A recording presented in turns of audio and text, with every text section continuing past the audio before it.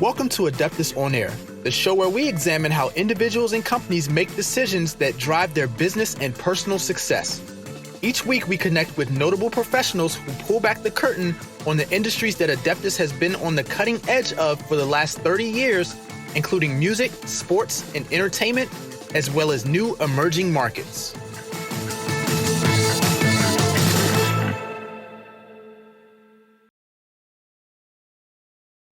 Welcome back to another edition of Adeptus On-Air. I'm Mike Hoffman, your host, and I am joined this week by Scott Edwards, a podcaster, an entrepreneur, a producer, a comedy club owner, and that's just the beginning. Scott, how you doing? Hey, great to be here, Michael. Nice to be on the show. Adeptus On-Air. Did I get that right? Is it Adeptus? It is not, it is Adeptus. Adeptus. See, I'm not very adept at Adeptus. And it's funny, and people ask us, is it because of the word adept? And that has absolutely nothing to do with it. Well, as an accounting firm, you have to be adept at what you do. You would hope so. But the unfortunate, sad story behind it is a few years ago, our marketing department told us, a lot of the people in the industry are rebranding to like one-word names. And our managing partner did not want it to be just his last name. So they gave us a list of like 8 or 9 words. And to be quite honest with you, this was the least worst of all awful 9 choices they gave us. Well, sure, I might have said that wrong. At least you didn't go the way of Prince and just do a symbol. That's right. That's right. So the backwards 3 is in some of our logos. And so I've been called, are you called Adept Threepetus? Ad Threepetus? I'm like, no. Nice to have something simple. Yeah, exactly. You try and be cute with the accounting with a 3. But us accounting people are not the most original people in the world. So well, I went with Scott's comedy stuff, so you can't get any more basic than that, right? But Michael, great to be here. You've had some incredible interviews lately. You know, had the Grocery King, a lawyer, and a voice actress, which I don't do any of those, so this will be totally different. And the good thing is that you have a voice, though. If you told me you were a voice actor, I would totally believe it. Well, I have done some radio. I produced 3 TV series and was the host of those, producer and host. So thank you very much. Well, that was what I was going to say. You're the kind of guy where, live from, Burbank Studios. Right. That's where I picture your voice going. But or down on the raceway, right? Sunday. Right. I can already tell I'm going to like talking to you. This is going to be going to be great. But what's interesting is I was obviously studying your career, and from really a really young age, you kind of really got your feet wet in so many different things. You just kind of started businesses as young as 17, and you've kind of progressed. Obviously, a lot of it being around comedy. So, what kind of got you into your passion for comedy? Well, it was interesting. I kind of fell into that accidentally. So to kind of give the backstory a little bit for your listeners, I was always working from like age 10, and then at age 17, after getting fired from many jobs, I decided the best way not to get fired was to start my own company. So I started my own small construction company, kept it for a couple of years, sold out, started another company. Get this, Michael, I was actually doing disco before disco was really popular. We were spinning records before John Travolta's Saturday Night Fever movie came out, and really took disco to a new height. So I did that for a few years. I was a bouncer and a music guy, and then I was actually selling life insurance and absolutely hated the job. When you're like 21, 22, you don't have this idea that you're ever going to die, right? But I was selling life insurance. I was pretty successful, but I hated it. And I was on vacation in Los Angeles and went by this satellite club at the Comedy Store, right by UCLA, and kind of went in. My dad recommended it, and went in. And this was like a whole new entertainment spectrum. Now, remember, folks, this was like 1979, early 1980, long before most of you were born. And there was really no awareness of stand-up comedy. Back in those days, Michael, it was like a comic was like the break between jazz bands or between strippers at a club, right? It wasn't like a legitimate art form yet. Even though people like Lenny Bruce and a few others were breaking the ground. The Catskills had shows, but it was not mainstream. Anyway, I had a great time. I met Dave Coulier, Sandra Mhm. Bernhardt, George Wallace. I talked to all the people that work there. And on the 6 hour drive home, I decided this had to be in my future. And I quit my job. I went bankrupt. And as an accountant, you'll appreciate this. I think I wrote off $2,800 going bankrupt and ruining my credit for 10 years over $2,800. Not the smartest financial move. But you're But here now, so. yeah, but I opened up Laughs Unlimited Mhm. in August of 1980 and just loved it. It was the 12th full-time comedy club in the country at the time, and really got a chance to have some fun. Like you look like you're maybe 40, 50, right, Michael? Oh, just turned 50. There you go. There you go. So you probably remember there was a really talented actor on TV and movies named Gary Shandling. Loved his show. Yeah, he had. Sadly enough, I can actually sing you his theme song right now, which I will not do. But Well, but if but you're welcome to, but it's I your could. show. I totally could. Well, the only reason I bring it up is that when Yeah. we opened in 1980, out of Phoenix, Arizona, his very first road gig, my opening act, making $100 for a week worth of work, was Gary Shandling. Mhm. And the headliner at the time was the King of Las Vegas, George Wallace. Mhm. And then the very next week, we had Bob Saget. Mhm. And a couple weeks after that, Bob Saget said, "Hey, can I bring a friend up? He's on this sitcom. He needs some help." And I said, "Sure." And I taught him how to use mic and where to look and the Mhm. lights and the sound. Bob Saget wrote material for him. And that material and actor were on Bosom Buddies, and it was Tom Tom Hanks. Hanks. There you go. Now Wow. everybody goes, "Oh, wow, Tom Hanks." But you got to remember in 1980, really Yeah. very few people knew who Tom Hanks I was. remember watching Bosom Buddies, and him and Peter Scolari were two relative, nobodies. Right, You know? right, right. And the Yeah. show wasn't like a huge success. It did No. okay, but Yeah. this was the very first season. Mhm. We didn't even market it at the club. We just had, hey, Bob Saget brought a special guest, Yeah. and Tom was the official opening act as he was learning material. By the way, it was really cool, Michael, because about 10 days after he was at the club, we saw him do the set on Bosom Buddies, and it was kind of, Oh, wow. you get a chance to kind of feel like, ooh, we're really a part of show business. Yeah, yeah, yeah. It's funny because comedians, I mean, I've gone to comedy clubs, my entire life, and you still remember the ones that were really good. Like, I can tell you the names of people that I saw 20 years ago that, like, stuck out to me as wow. Yeah, and They were just funny. I mean, I remember Rondell Sheridan. I remember him from, like, years ago. But I remember leaving there like I've never laughed so hard. That 30-minute set was hysterical. And then, Robert Klein, singing Robert Klein. And I've always liked comedians who incorporate some kind of music, you musical know, comedy is musical is comedy. always memorable. Yeah. So, I look back to then, and now even recently, what's great now about some of the social media stuff is I have these new comedians that are just suddenly coming up, and I'm seeing 20, 30-second blurbs of their acts, and they're just hysterical. I actually looked up last week when one of them's going to be in Jersey because I wanted to try and hit him when he makes his tour. So there's nothing like going to a comedy club and just laughing for like 45 minutes. Well, my podcast is all about stand-up comedy, but Yeah. I will tell anybody that stand-up comedy is best sh- understood, shared. Um, I'm not coming up with the right word, but live stand-up Oh comedy yeah. is Hmm. the best interaction, the Hmm. best, it's every moment is new and fresh and different. Hmm. And I had my club for 21 years, 7 nights a week. We had thousands of shows, and Hmm. every moment on stage is unique and creative because you never know what the comic's going to say. You never know how Hmm. the audience is going to respond. That's right. And the energy that those two components put together is so special. Like you said, when you're in a live show, that's when you Mhm. feel it. Well, that's the thing. If you're watching an early set and a late set of the same comedian, the basic framework's going to be the same, but the show is probably going to be just dramatically different. Well, exactly. In Yeah. fact, back when my clubs were new, especially, repeated the acts. Bob Saget, Gary Mhm. Shandling, Dave Yeah. Coulier, Jerry Seinfeld was a regular, Jay Leno. I Mhm. would have them every 3 months. And you go, well, their material wouldn't totally change over. but it's always a different experience, even if Yeah. some of the material's the same. Mhm. You were talking about comedy music. There was some great acts, Jazz Kaner and a few others, but a lot of people don't realize Bob Saget was a comic musician in the beginning. He had a lot of music in his show, and Wow. he would I do did not know these. that. Yeah, he did a lot of really nasty, Wow.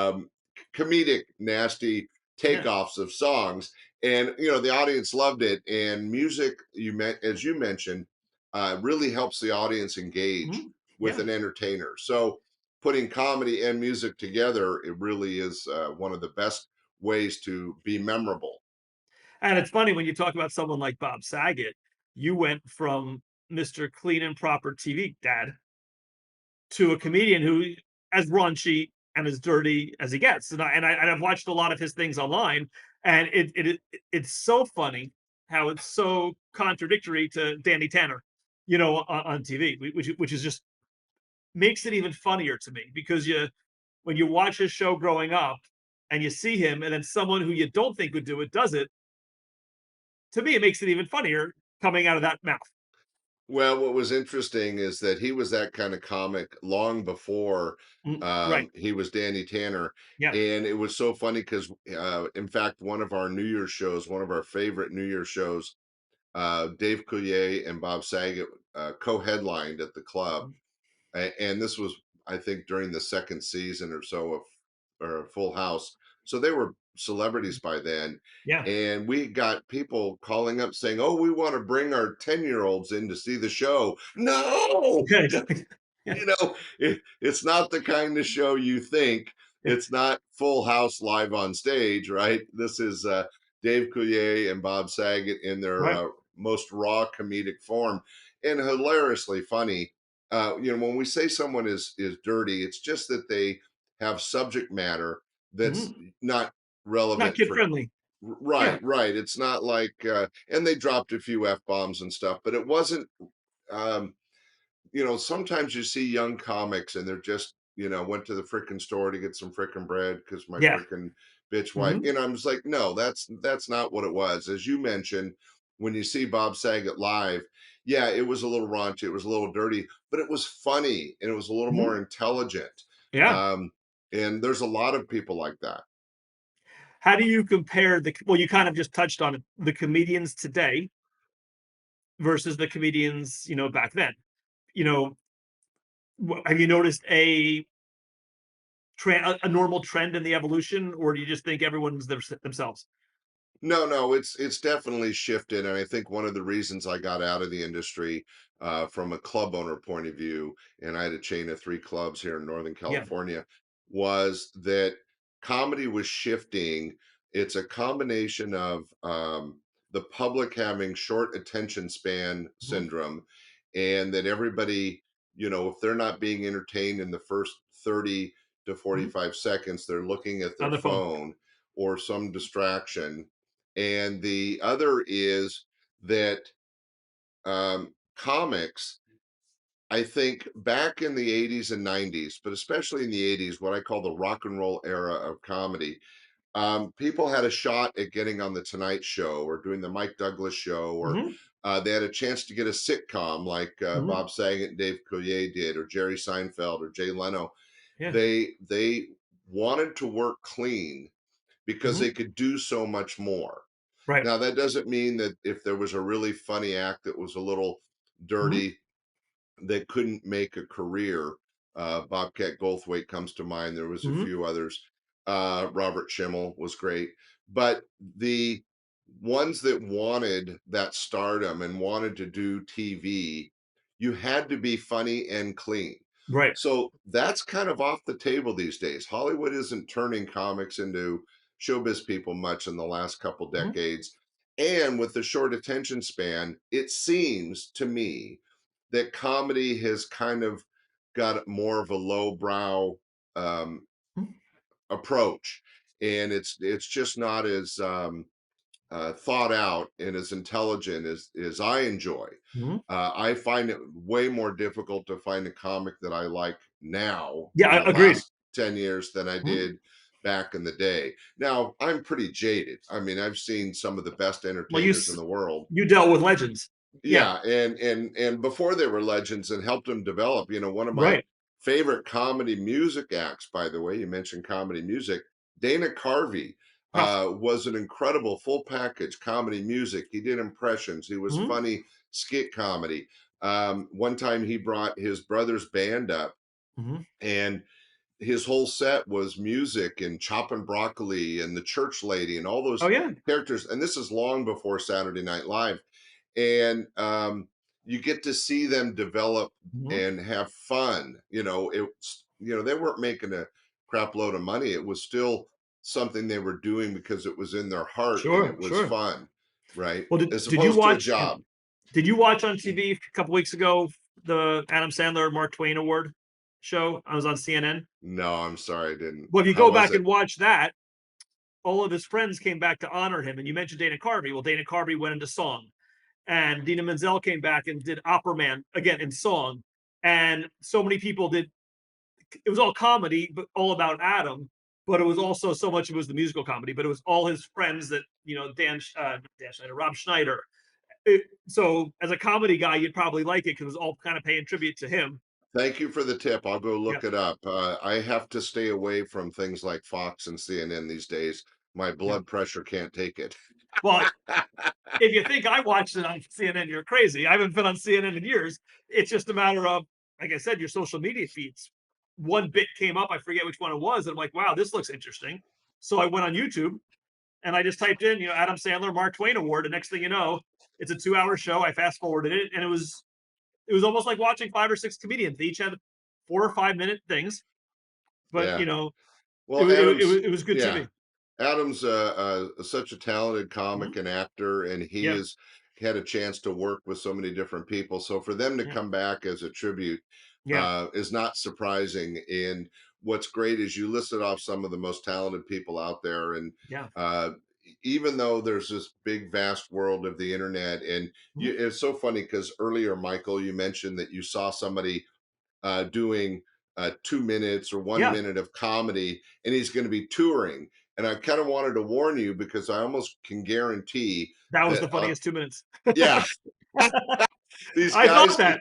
these guys go Yeah, viral and yeah. they have 1 million followers, and so they put him in a club and they pay him $10,000, Mhm. and they show up and all they've got is 2 or 3 2-minute bits and Yeah, nothing that strings them together. yeah. They don't have the Mhm. experience of working in Yeah, front of a live audience, and it is the yeah. producers don't care because they get their They got money the up door, front. yeah. Yeah, Yeah. but I'll tell you, what made this guy, I'll tell you his name. I think his name was Matt Rife. I think it was, and I think he was a guy, I think when I read about him, which I was gonna ask you next, he was on one of those shows like America's Next Great Comic or one of those kind of shows. But what was good about these clips I've seen is it was all crowd interaction. Oh, I'd good, probably seen good. 4 or 5, so I wasn't even talking about listening to his 2 minute bit. I was listening to him, the heckler or the Riffing with person the in the front audience. row, and how he just improvised and just made it so funny. And that's, like I said, that's what I love. So to me, someone who could do that, that's where I want to be. I want to be in there when the person 2 tables down, not me, but when the person 2 tables down is just getting shredded by a comedian. Yeah.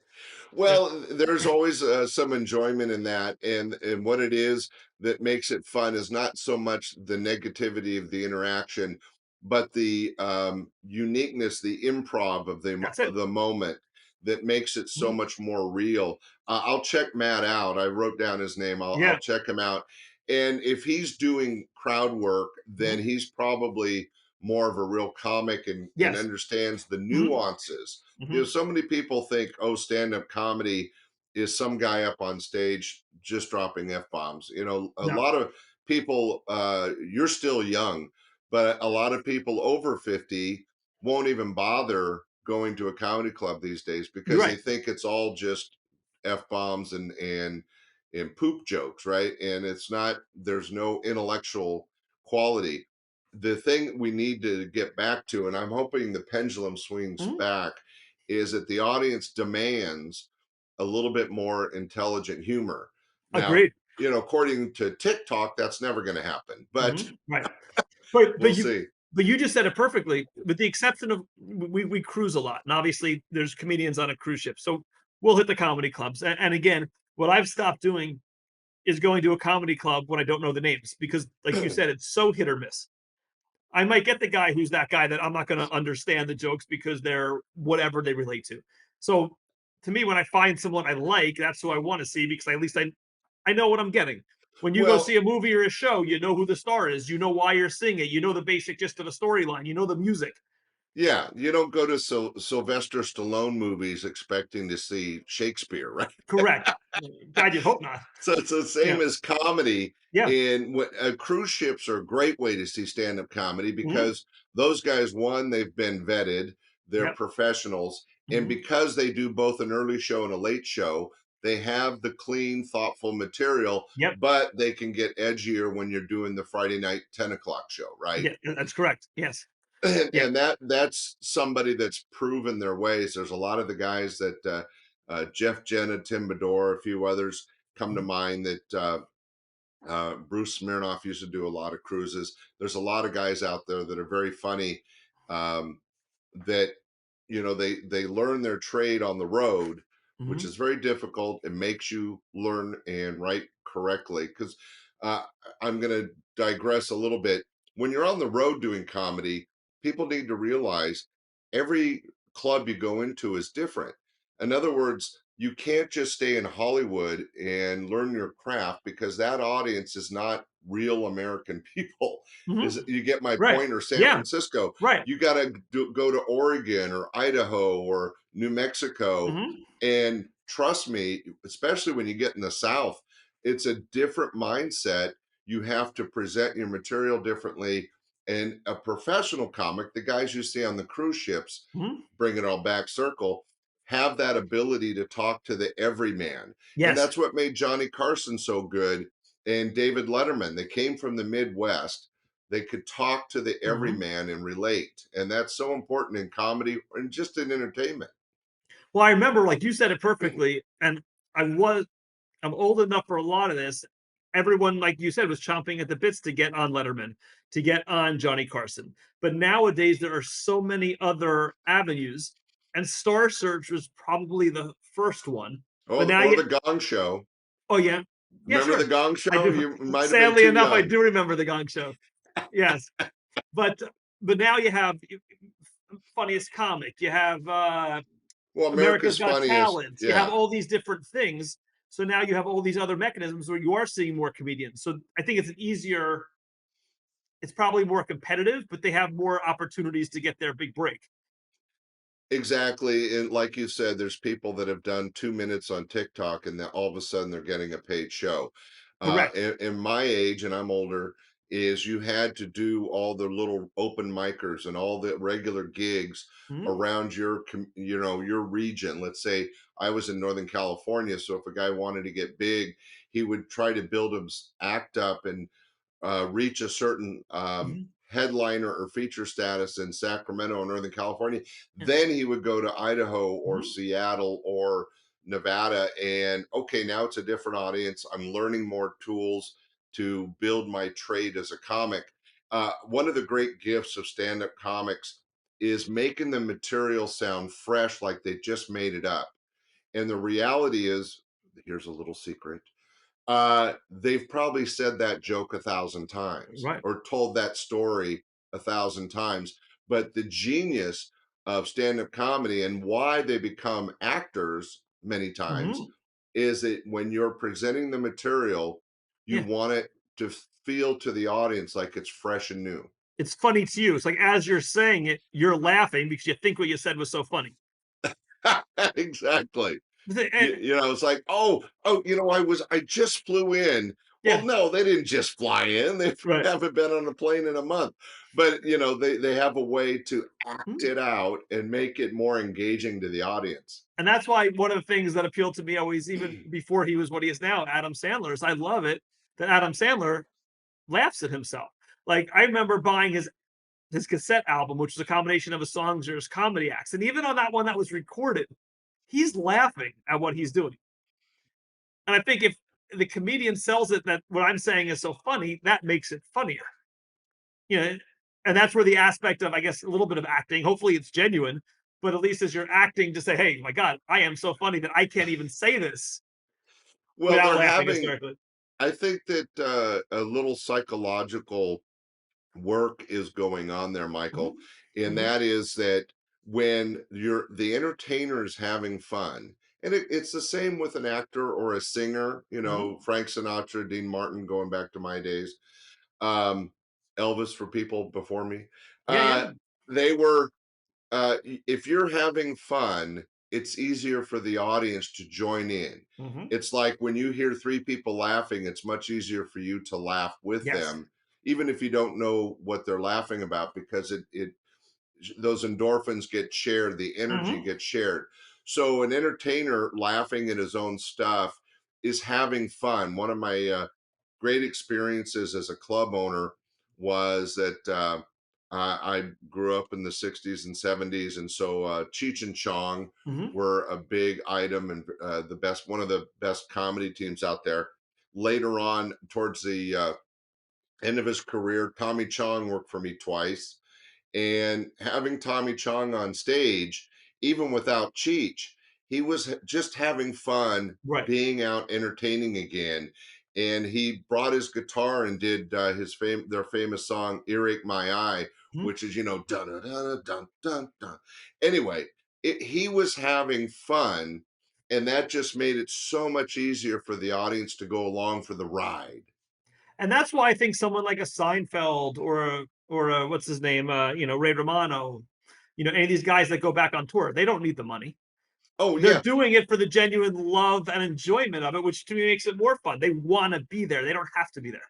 well, yeah, yeah, and you hit the nail on the head. Sadly, we lost Bob Saget Yeah. while he was on the road, Right. Right. but Jerry Seinfeld, Jay Leno, Ray Romano, Dana Carvey, Mhm. all these guys started off at my clubs. They found some celebrity as Mhm. headliners in small clubs, and then they went and hit the big time, what I call the 1%, got the golden ticket, and Yep. became celebrities and stars, made millions, worth millions, and yet they're back out on the road, which is the hardest part of the Mhm. industry. Why? Because they love it.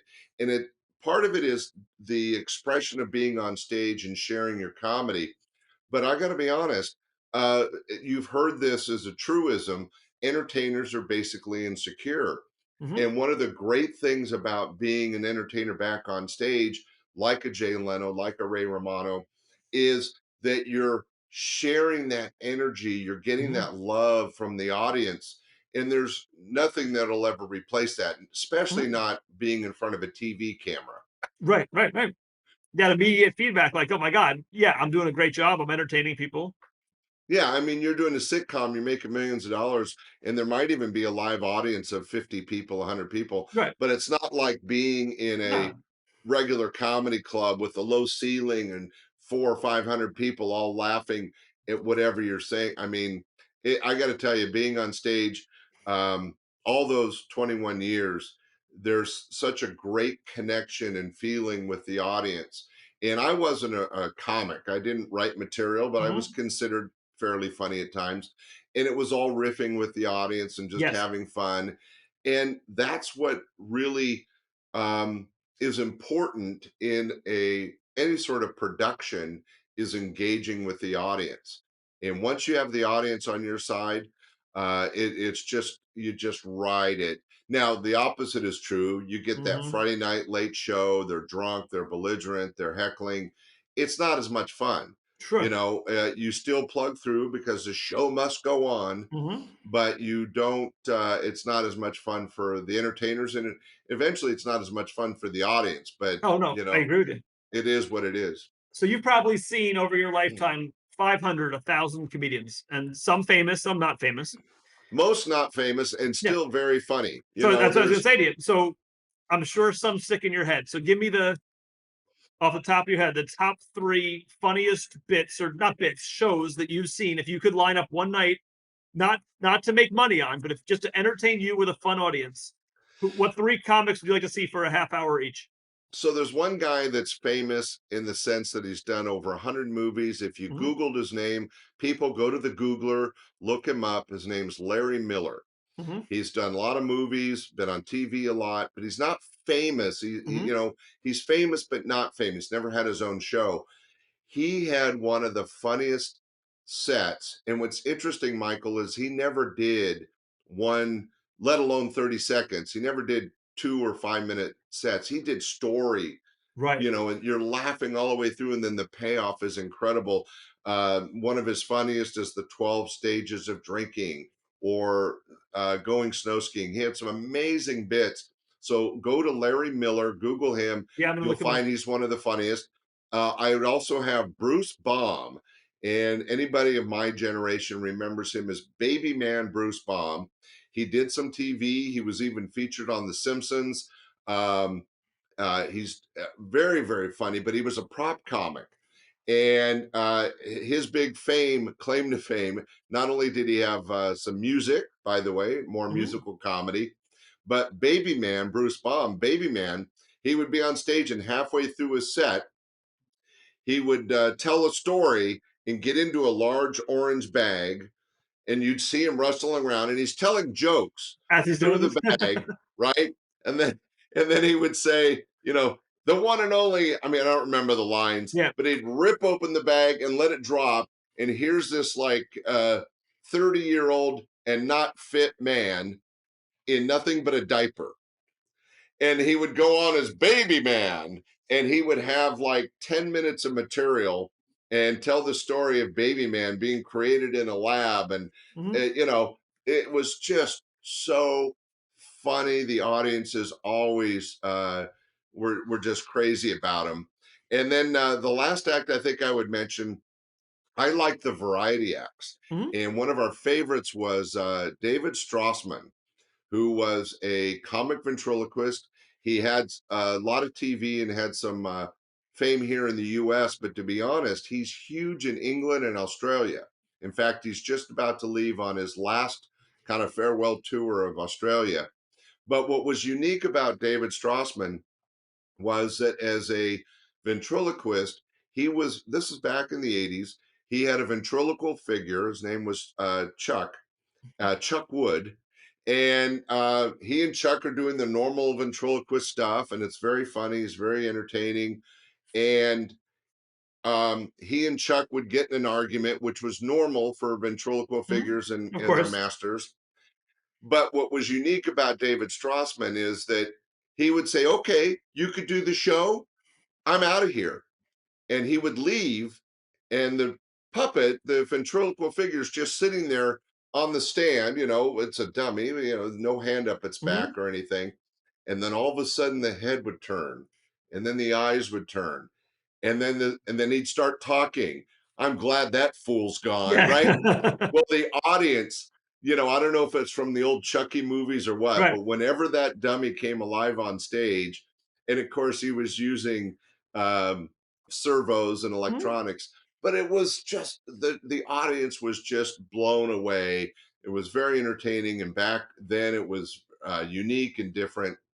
And so those three acts would be a good Mhm. variety. You got a Yeah. prop comic, a ventriloquist, and a straight stand up. But there's hundreds. Steve Bruner, Jazz Kaner was a comic musician. Willie Tyler and Lester, a great Mhm. ventriloquist. Um, uh, Jeff Jenna, Tim Bedore, that goes on. I mean, lots and lots of really funny people. I think I have to get myself back to a comedy club. It's been Well, yeah. it's so great is Yeah. that I almost wish I had the money to reopen a club, even if it Mhm. was once a month, to have the classics. Yeah. Get the guys in that could Mhm. do 40 minutes clean and have you on the floor laughing. Yeah. Because I think this generation hasn't seen that. No, they probably haven't. And I think a lot of people now, as opposed to then, go to the show to become a part of the show. Oh, right. They don't understand what it's like to shut up and listen to an audience. Correct. You maybe you should go see a theatrical play first, Yeah. because, hopefully you're not you pulling out your phone or yelling at the Yeah. actors as they're doing Shakespeare. Well, I remember at a comedy club maybe about 7, 8 years ago, Jay Moore. I was watching Jay Moore, wanted to see him again because I knew him from TV and movies, Jay's funny, yeah. and there was someone just heckling him. I mean, rudely heckling him. It wasn't even funny at this point. And so it was great what he did. I guess he gave a signal to security, and the room's completely dark, and he kept talking to the guy long enough for security to find where he was, And he basically, that made it even funnier. Security comes, takes him out, and he's like, all right, listen, I won't use the word he used, all right, not smart man, Right. we'll say it that way. You talked to me enough to get yourself thrown out. You gave me enough time to find you, kind of thing.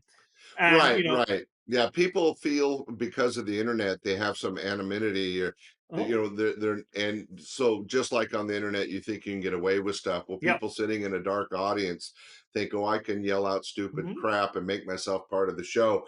But what you're doing is you're ruining it for everybody. that's right. They're the paid entertainer. Let Hmm, them do their job. And even though you think audience interaction makes the show better, um, generally what they have prepared, what they've practiced, what they've yep, written is far more original, far more right, funny. yeah. But And if you want you to bring never the know. audience into it, the comedian will bring it in the way he wants to make it funny. Exactly, Yeah. exactly. And it's funny you mentioned that, Michael. There was one time we had Mac and Jamie, one of the best comedy teams ever to tour as a team of comics. Mac and Jamie were working the club, and we had this group of, and they had reservations and they paid. There was a group of about 20 college kids. Hmm, They were all drunk. They had a couple adults with them. It turns out it was like a football team or baseball hmm, team. And they come in, and just right when we sat them, we knew this wasn't going to work. We hmm, we hadn't even gotten into the show, and these guys were yelling stuff, and they right. were already drunk, which wasn't what we wanted in our club.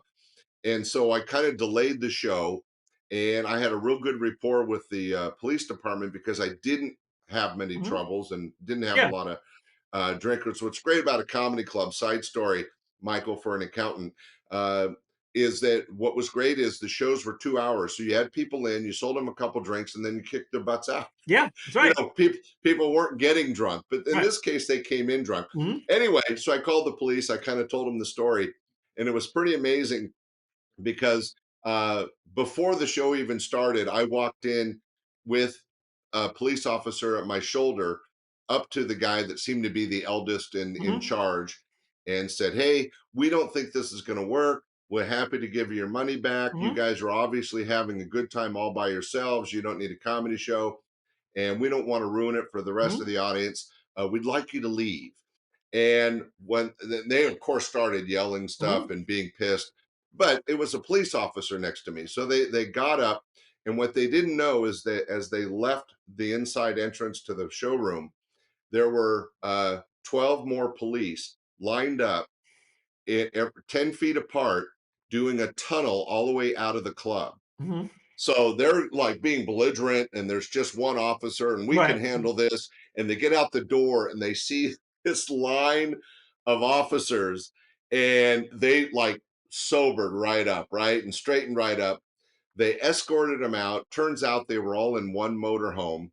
The police made sure that they left the club. We went on with the show and had a great night. Mac and Jamie still tell that story as one of the most amazing, because I lost money, of course, All right, but kicking out 20 paid customers. But the kicker to the story was that the police got them in their motorhome, let them leave, and about 3 blocks later pulled them over and busted them for for drunk drunk driving driving. because they were all tanked, and Yeah. they had no reason driving. They had no reason to be in a Hmm, comedy club. But that's just my one of my stories of dealing with yeah. outrageous audience. So before we go, you mentioned before you have some comedy podcasts. Tell me about those. Yes, I do, Michael. I love Thank to you for hear. asking.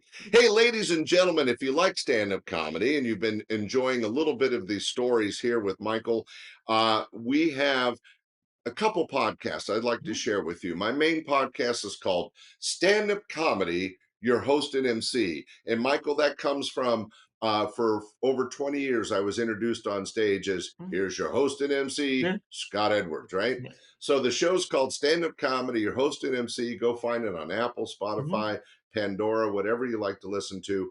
And it's a combination of great live stand up comedy from back in the 80s and 90s, so you get to hear live comedy, which is great. mhm, And Bob Saget, Gary Shandling, Jay Leno, Dana Carvey, they're all on there.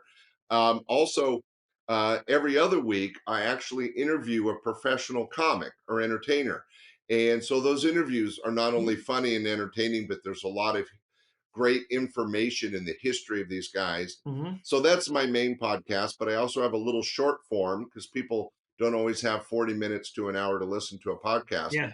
So I have a comedy podcast that's just comedy bits, just Mm-hmm. jokes, called Comedy Appetizers.